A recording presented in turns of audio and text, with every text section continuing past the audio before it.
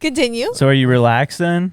We'll see. Okay, let's talk about this earthquake that could destroy all of California. Here for it. Only California? No. It's a hard cutoff. Talking about like pretty much the whole West Coast going up into Canada. Nice. What is this? No. We're calling it the big one. Ooh. And it is the cascading subjection zone, which people are always like the San Andreas fault is like everyone's afraid of that going off, right? Yeah. Naturally, because that would be pretty catastrophic. But they're saying the cascading subjection zone or the Cascadia zone. Cascadia zone. They said that it's the, here, I'll just show you this picture real quick. It's the fault line that goes from Northern California all the way up by Vancouver Island. Okay. See that? Yeah. Yep. And they said that they've done testing recently of like observing the fault line and stuff.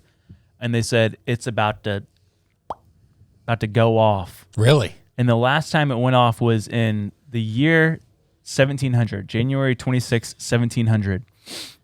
And they think from records and like landfall and all that stuff, they think that the earthquake was in between 8.7 and 9.2. Woof.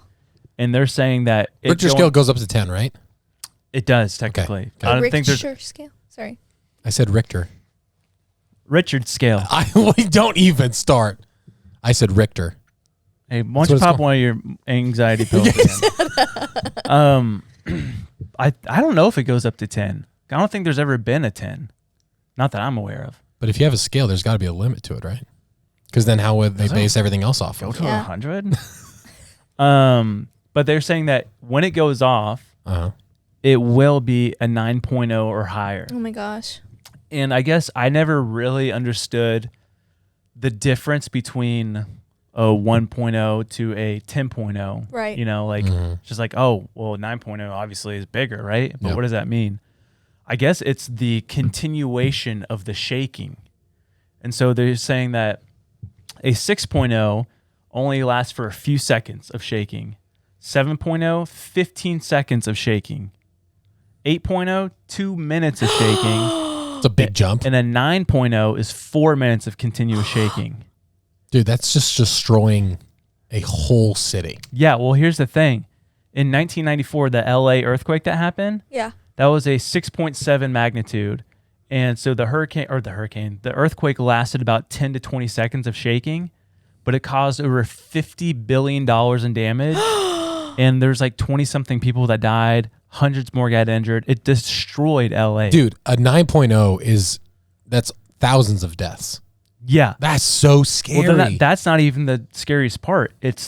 They're saying that, well, this was a weird fact too, that it's like off the coast, you know, but the seismic activity that would happen right before the initial shift, animals would be able to pick up on it 90 seconds before it happened. Cool. So they're saying all along the West Coast that in theory, before it happened, they said like all dogs would just start barking and going crazy. And then 90 seconds later, it would just be. Dude. Yeah. They said basically the major cities along the West Coast would be dunzo, like obliterated, like Seattle, Portland. No. And we're talking about massive tsunamis because it's in the ocean. And they said that when it happened, people along the West Coast, they would have about 10 to 30 minutes to reach higher elevation before this giant wall of water just came. Oh, that's so terrifying. So everyone on the West Coast. We're so sorry. Figure it out. It could be fake. Also, listen to your dogs. Yeah. Where's Dr. Doolittle when you need him? You know who wouldn't be able to pick up on it is Frank. Can he not hear? Like, what's going on? Yeah, something kill. Or like even No, like he when there's a definitely could. snack near him, he like won't see it. No, he only pays attention to certain things. 5 minutes after the earthquake, he wakes up. He's like, I sensed something. Something happened. He does get annoying at things that he does get alert about. Like there's a school bus yesterday and it like drove in front of our house at like 6 a.m.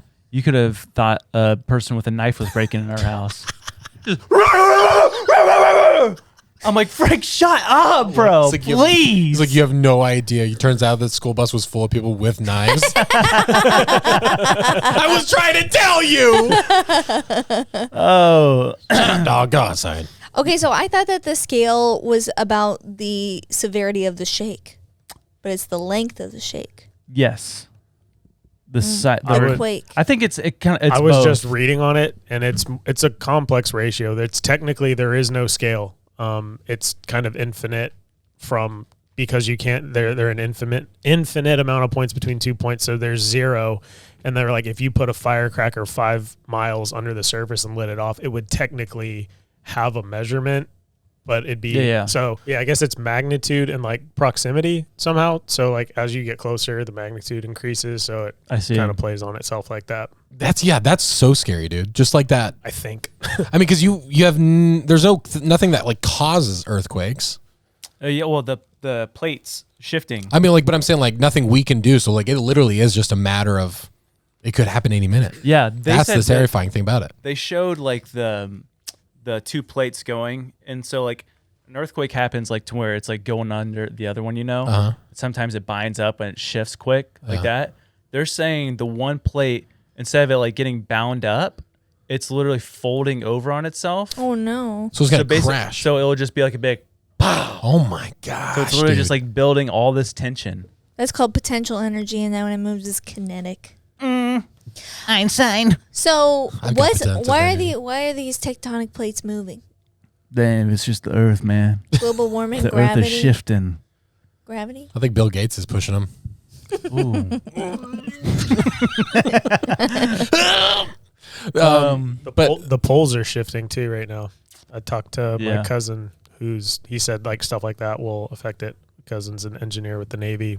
Yeah, it's not the Adam and Eve theory kind of shifting. It's just like he said it'll take a very long time. It's not like a yeah. He said as that happens, there will be effects. The jump at the right time theory. So wasn't there a deep fish ore off of California? Yes, there was. There was. I remember. I forgot about that. Uh-oh. I thought you were answering her like, yes, there was. Good job. You remembered. There's this guy on TikTok that I literally just found like 20 minutes before we started. He left his family in Atlanta and went out to California because he said that God told him to go tell the people of California to evacuate and he's saying the San Andreas fault is about to move and California will be kaput. But he's just out on the streets, like wearing the shirt that says "Evacuate California." Dude, if that happens, that'll be so scary. I'm not saying he's a prophet, but it looks like there's some movement happening. And I was reading in Matthew, and it talks about. Oh gosh, I'm gonna mess it up. So what I took from it is don't ignore a prophet. You know what they say? Don't ignore a prophet.